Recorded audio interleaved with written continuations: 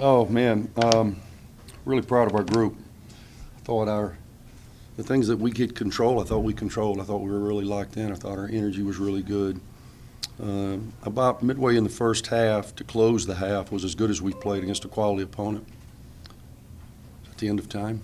I thought that we really guarded. You know, when you look, FAU is number one in our league from an offensive efficiency standpoint. They still get 77 points, but a lot of that was based on the fact they shot the ball 75 times. We hold them to 37% from the floor. They're 8 for 36 from three, and we did a good job off of our glass of not allowing them second chance opportunities, and I thought those were the keys in the game. You look at Tatum Love and Tony, those two guys just played out of their minds, both sides as well. Just to talk about them because they really seem to kind of take that Quan Jackson approach, just playing it all on defense. Yeah, I think both of them had a good edge to them. They were physical between the two. They get 12 rebounds. They finish plays in the basket. That's the Tave that we know, downhill, finishing through contact. That really is his gift. We need him to be our fullback, play through small holes and finish at the end. I thought he was terrific, made some defensive stops for us. Again, save for a few turnovers down the stretch, I thought we were really good to close the game. They didn't, score his usual whenever he's in the game, but don't remind him of that, please. Six assists, only 2 turnovers. Seemed to really take care and just really run the offense. It was just good. You obviously, when you've been out for 3 weeks, it's been 3 weeks. 3 weeks yesterday since he played. He's missed 5 games. And we really haven't, he's had limits in practice. It's most that he's played, and I was really proud to see him be able, from a physical conditioning standpoint, from a mental toughness standpoint, just to be on edge. He obviously did not shoot the ball great, but I thought he made some big plays for us. He hit a 3, he hit a couple of big pull-ups there when we took that thing from about a 2-possession game to double figures. Defensively, again, he's just got to continue to work at it. But they doubled him. When he's on the floor, sometimes it's just as important the spacing that he creates to allow other people to finish. I mean, again, he goes for a very pedestrian 13, but we score 86. That's usually 2 games worth without him. So it's good to see us back scoring the ball efficiently. Were you surprised you got 27 minutes out of him? Yeah, I was just kind of gauging. I didn't start him, and then we started him in the second half because once he gets loose, it's a little easier for him to go.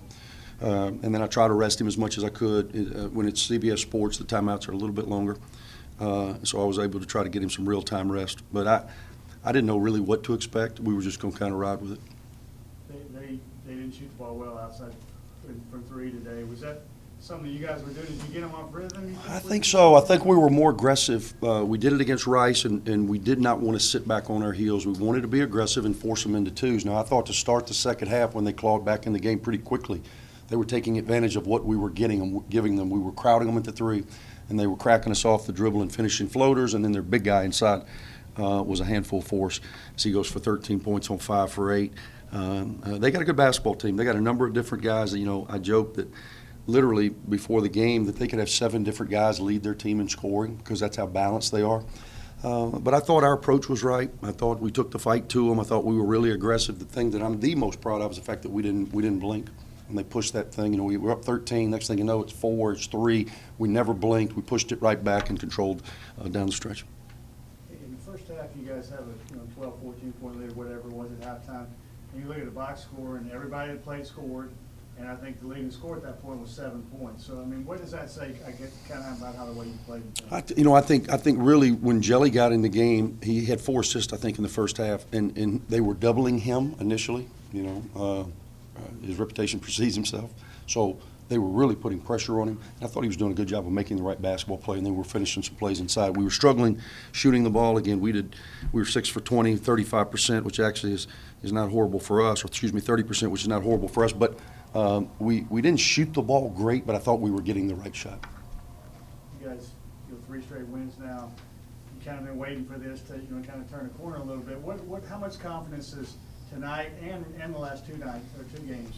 And we've done it really in a variety of ways. From La Tech, it was a rock fight. We were really good defensively. We go to Houston. We really kind of control the game. Best 40 minutes we've played defensively. And then tonight we get back to scoring 80.